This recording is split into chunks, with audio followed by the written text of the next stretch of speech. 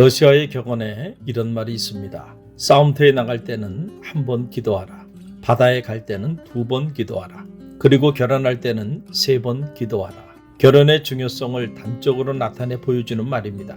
결혼은 단순히 한 남자와 한 여자의 결합이 아닙니다. 이것은 사회의 가장 기본 단위인 가정을 형성하는 일종의 사회적 행위입니다. 그러므로 한 사회의 영성 지수는 바로 그 사회의 결혼 문화로 결정됩니다. 창세기 6장은 낙원을 상실한 이들의 결혼 이야기가 기록되어 있습니다. 사람이 땅 위에 번성하기 시작할 때에 그들에게서 딸들이 나니 하나님의 아들들이 사람의 딸들의 아름다움을 보고 자기들이 좋아하는 모든 여자를 아내로 삼는지라. 헤겔의 법철학에 의하면 인간 자아는 3가지 특징을 지닙니다. 첫째는 스스로를 의식하는 반성적 합리성이고, 둘째는 스스로 결정할 수 있는 자유의지이며, 셋째는 스스로 만든 합리적 원칙에 따라 행동할 수 있는 도덕성입니다. 헤겔이 말하는 주체는 바로 이런 자아를 지닌 존재를 말하는 것입니다. 결혼은 이런 인간 자아 사이에서 일어나는 사랑의 관계입니다. 물론 여기서 헤겔이 말하는 사랑은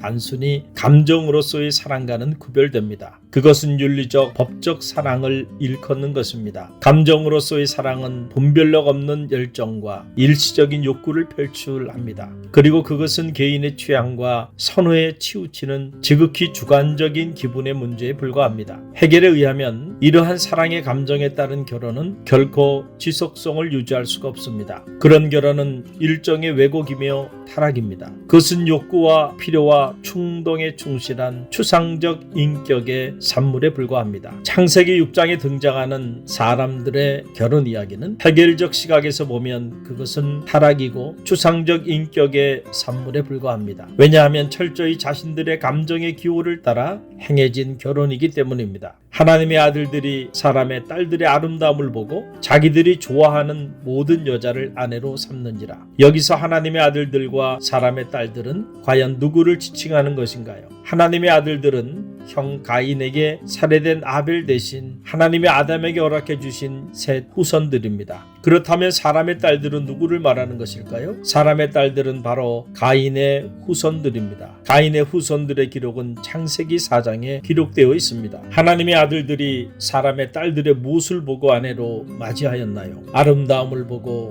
결정하였습니다. 아름다움이란 말은 히브리어로 토브입니다. 본래 토브라는 말은 내적인 미와 외적인 미를 모두 포괄하는 용어입니다. 창세기 1장 안에서 하나님이 천지를 창조하는 과정에서 무려 7번씩이나 반복하며 보시기 심히 좋았더라고 표현하였습니다. 이때 사용된 용어가 바로 토브입니다. 창조물의 내적이고 외적인 아름다움을 보고 스스로 감탄하신 것입니다. 그런데 이 용어는 단지 외적인 미만을 나타낼 때도 사용됩니다. 하와가 선악과를 바라보았을 때 먹음직도 하고 보암직도 하였다고 하였습니다. 바로 이때 사용된 토브는 외적인 아름다움만을 나타낸 것입니다. 또한 오늘의 이야기에 등장하는 셋의 후손들이 가인의 딸들의 아름다움을 보고 자기들의 아내로 삼았다고 말하였을 때 그때 사용된 용어 역시 토브입니다. 이 토브는 외적인 아름다움만을 표현한 것입니다. 서양의 속담에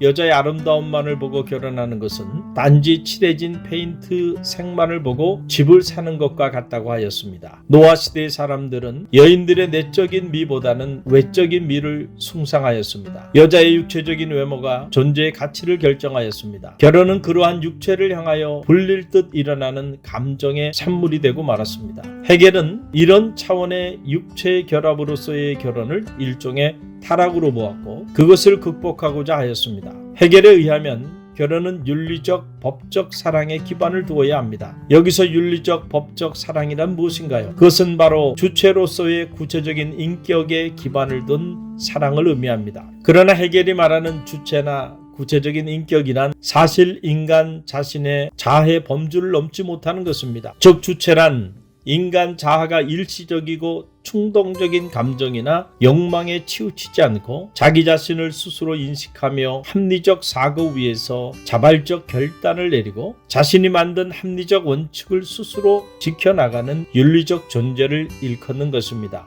물론 이런 윤리적 법적 사랑에 기반을 둔 결혼은 결혼의 사회적 일탈을 방지하는 역할을 할 수 있습니다. 그러나 여기서 해겔의 한계를 발견하게 됩니다. 그것은 해겔이 스스로 묻지 않았던 질문 때문입니다. 만약 인간의 의식이 타락되어 있다면 그 타락된 의식을 기반으로 하는 주체적 존재의 결정이 과연 정당한가? 그리고 혼인 예식은 하나님이 인간에게 제정한 최초의 예식이며 가정은 하나님이 인간에게 허락한 최초의 공동체인데 결혼의 결정에서 하나님의 뜻은 아무런 의미를 갖지 않는 것인가? 해겔은 이런 질문을 하지도 않았고 대답도 하지 않았습니다. 기독교 경전 잠언에서 지혜자는 말합니다. 고운 것도 거짓되고 아름다운 것도 헛되지만 주님을 경외하는 여자는 칭찬을 받는다. 배우자를 선택함에 있어서 하나님의 생각이 개입되고 있습니다. 하나님 앞에서 참으로 진주처럼 값진 여인이 누구입니까? 바로 하나님을 경외하는 여인입니다. 하나님을 사랑하는 내면의 아름다움을 지닌 여인이 값진 여인입니다. 사도 베드로는 이런 여인이 되는 길을 말해주고 있습니다. 너희 단장은 머리를 꾸미고 금을 차고 아름다운 옷을 입는 외모로 하지 말고 오직 마음에 숨은 사람을 온유하고 안정한 심령에 썩지 아니할 것으로 하라. 이는 하나님 앞에 값진 것이니라. 하나님 앞에 값진 여인과 결혼하는 사람이 가장 지혜로운 사람입니다. 아름다운 실록의 계절입니다. 많은 청춘 남녀가 결혼을 꿈꾸고 있습니다.